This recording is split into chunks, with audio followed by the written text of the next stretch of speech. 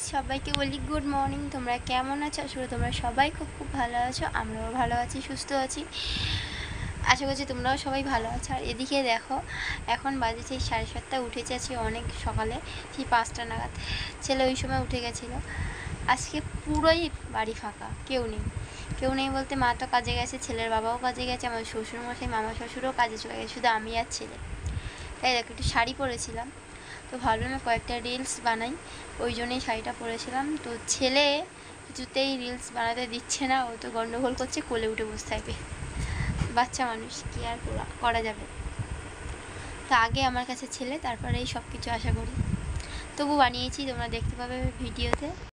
আর এখন বানানো হয়ে গেছে, ড্রেস পাল্টাবো, পাল্টে দেখি ছেলেকে কি খাওয়াবো।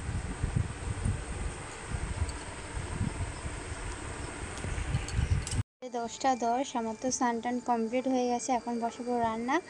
আর এখনও পর্যন্ত বাবা আসেনি কাজে, দেখে কি রান্না করবো তারও ঠিক নেই। ততক্ষণ ভাতটা বসাই, তারপর দেখে আসে কিনা।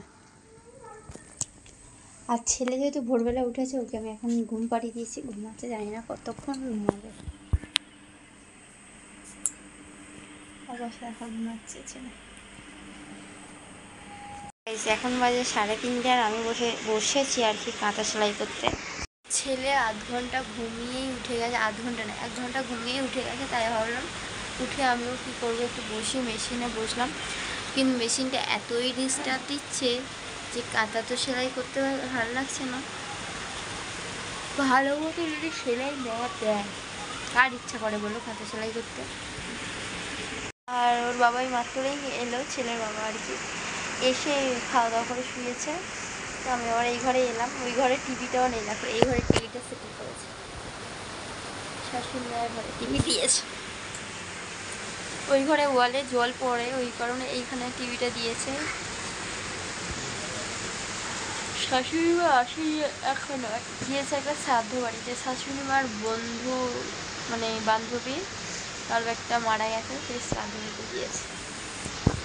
বন্ধুরা, বিকাল থেকে প্রচণ্ড বৃষ্টি হচ্ছে আর কি, মানে ওয়েদারটা ভীষণই খারাপ, যেরকম মেঘ ডাকছে সেরকমও বৃষ্টি হচ্ছে।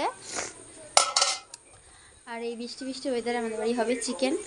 মামা গিয়েছে আনতে, আর আমি এখানে সমস্ত মশলাগুলো করে রাখছি। পেঁয়াজ, আদা রসুন ছাড়িয়ে রেখেছি, এটা এখন পেস্ট করব।